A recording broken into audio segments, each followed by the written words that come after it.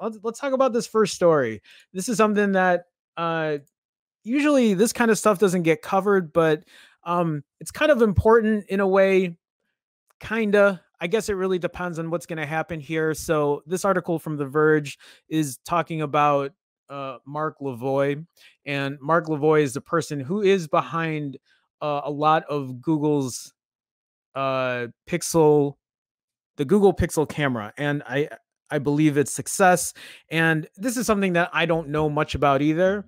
And I saw this story, and let's kind of dig into it and see what's going on about it, or what's up with it. So this article from The Verge is saying the mastermind of Google's Pixel camera quietly left the company in March. So 2 months ago.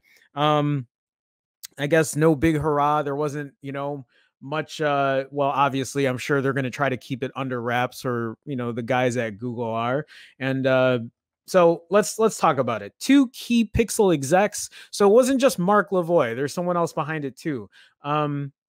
Including the computer researcher who led the team that developed the computational photography powering the Pixel's camera, have left Google in recent months. So let's talk about that. One of the reasons the Pixel camera is so good is it's not really so much its hardware, but more because of the AI that's behind it. And I believe a lot of that has been heralded by Mark Lavoie, or at least from what I'm reading. I don't work for Google. I don't know all of the behind the scenes stuff, but from this article and a couple other ones that I kind of peruse, that's what they're talking about, is that yeah, they've had a big impact on the company as far as the Google Pixel's camera. The reason it's been, it's had a lot of fanfare. And where is this going to go from now? What is the future going to hold for the Pixel's camera? So let's continue on here.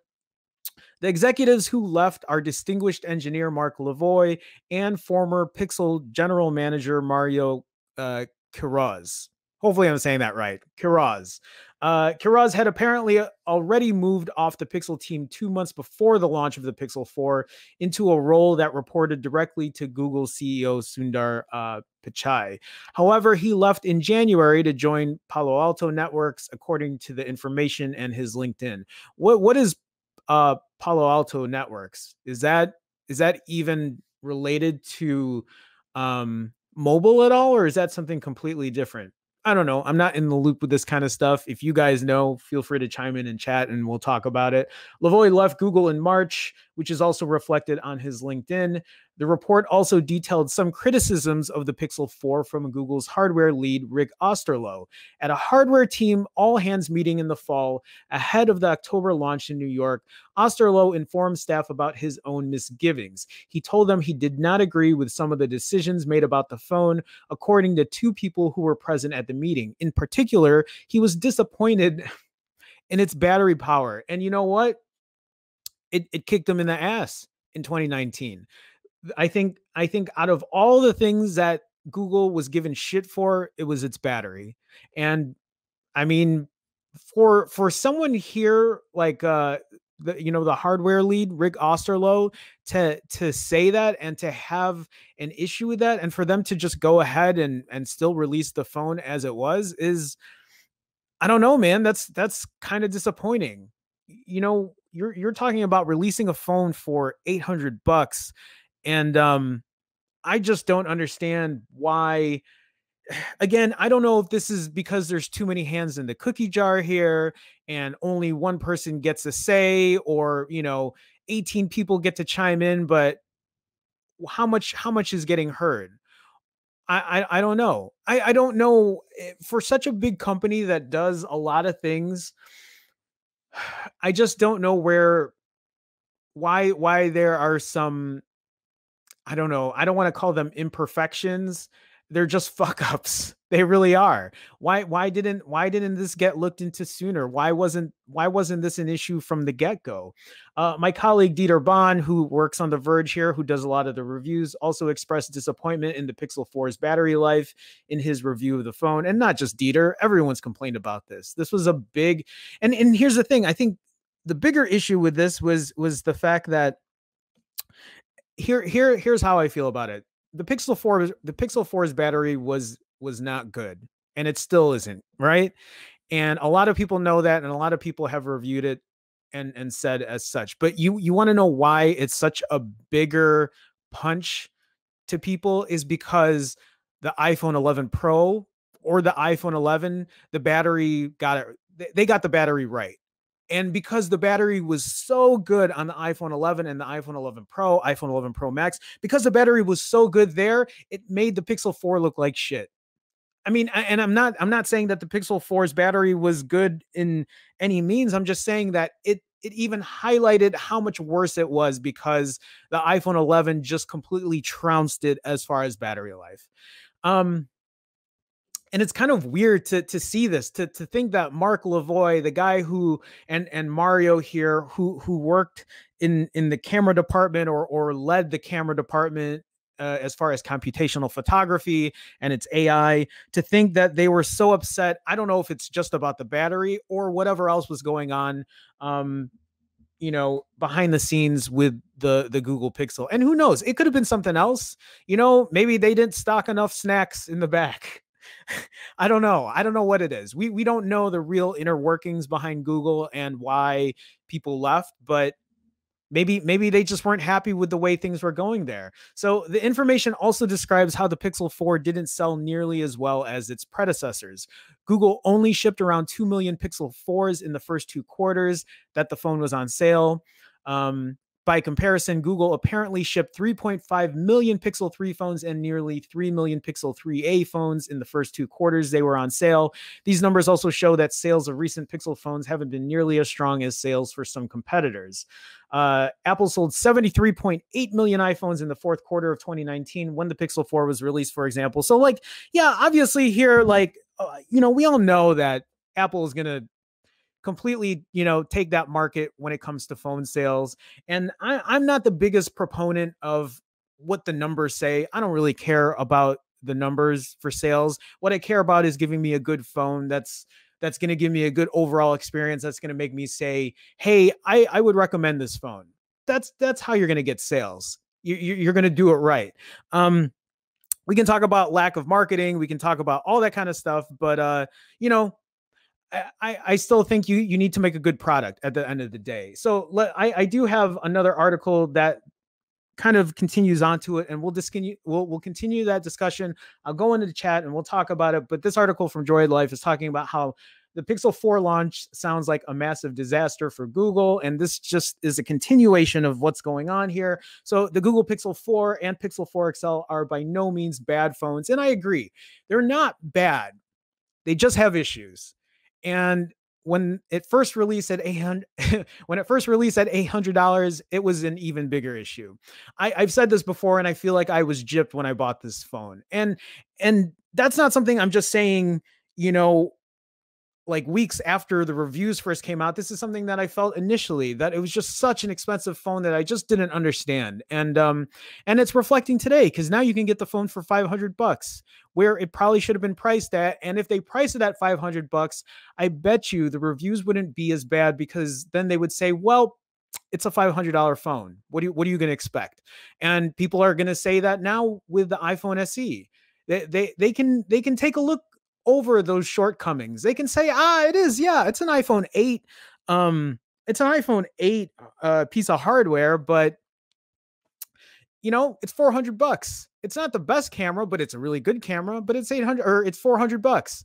The battery isn't really great, but it's $400. Anyway, moving on, we mostly like the Pixel 4 XL, and that's the one I would have gone with had I known that the battery was going to be as bad as it was, and love the fact that both have seen large discounts in recent months. But most reviews of each phone, including ours, found them lacking and overpriced at launch, leaving us under the impression that both were likely failures from a sales perspective.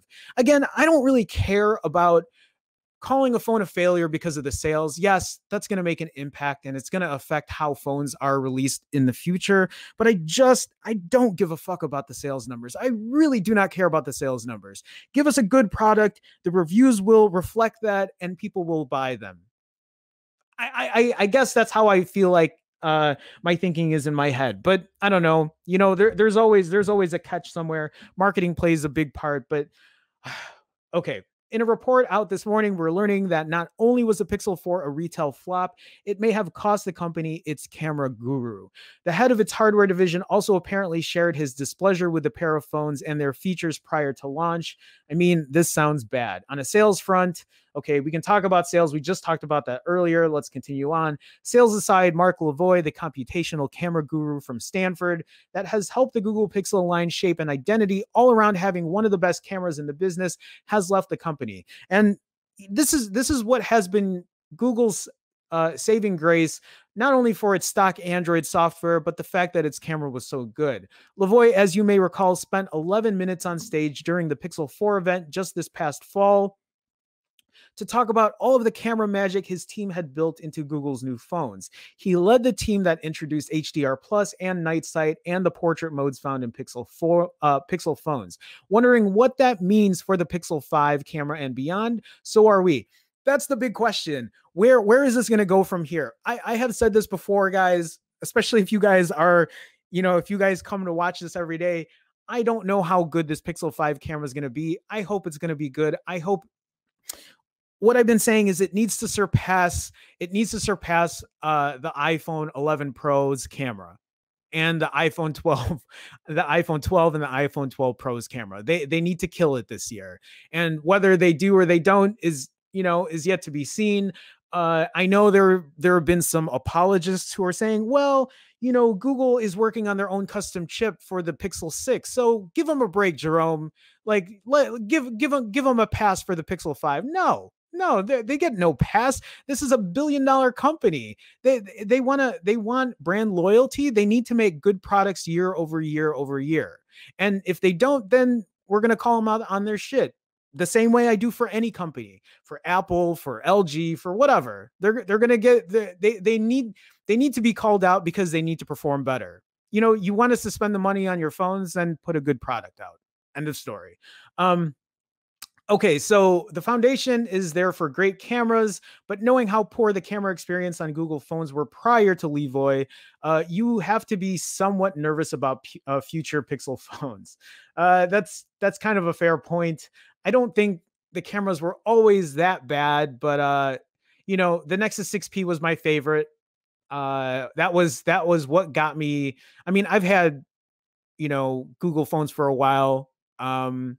Prior to the Nexus 6P, all the way to the Samsung Galaxy Nexus. And yes, before the 6P, the cameras weren't that great, but I didn't think they were awful. But yeah, what's going to happen from here? Anyway, on an equally concerning note, just before the hardware team took stage to introduce its lineup of new products, yeah, we talked about this in the previous article. Rick Osterloh was talking about where he wasn't happy with the phones he would soon sell the public, not happy with some areas. So yeah, we talked about this already. Google denied a request to speak with Osterloh. As you all know, battery life, particularly with the Pixel 4, is one of the areas that likely sunk Google's newest phones. To see Osterloh's shared disappointment should bring up questions about who is making final decisions here. Who's making these final decisions? Who's saying that this is okay? Who's saying that, yeah, 4 hours is a 4 hour screen on time is about what every user needs. And that's good enough.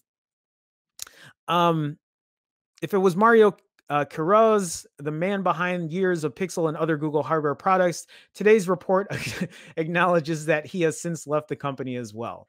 All right, then. How about that Pixel 4a? So earlier in a tech chat that I have with some guys, I'm with Will, who's in the chat here too, Brian as well. We kind of briefly touched on this, and for me, I'm just like, just blow up the company, just reboot it, just restart it. You really think Google has maintained where it's been? Over the last couple of years, Google has turned into a company that wanted to do no evil, and now has turned into this big, like, the bottom line for that company is the dollar, is the profit margin. The guys on top now, they're all about, like, how much earnings can we make, blah, blah, blah, all this bullshit that none of the regular people care about, because the bottom line is the dollar, and it sucks. That's why my faith in Google has really moved on from where it used to be. It hasn't been where it has. And I would love for myself and for other people, I'm sure to change their minds about that. To say like, yeah, I remember this company. I remember when they used to do some good shit, and I'm not saying they're not doing some good shit right now, but I just don't think their priorities are straight. And I guess, we can sit here and we can say, well, every company's like that, Jerome. Well, fuck that. Like, every company doesn't have to be like that, so I want to be behind a company that I can actually put some brand loyalty to, and I don't have that right now. I really don't. So I'll call the good where there's good, and I'll call the bad where there's bad. I've said this about Apple. To see them release a $400 phone with an A13 Bionic chip with the highest end chipset right now, offering a good camera at a $400 price point, I think is great. I think that's a great move. I think the fact that the iPhone 12 is reportedly coming out with an OLED display and is going to have a great main shooter with the fastest processor for $650, a flagship price that you were only able to get like 4 or 5 years ago, I think that's a great move too. I just want to see companies do better. That's why I'm happy to see this mid-range, like $400 to $500 price range come into play, to be a real thing again, to put some good specs out there at a good, decent price.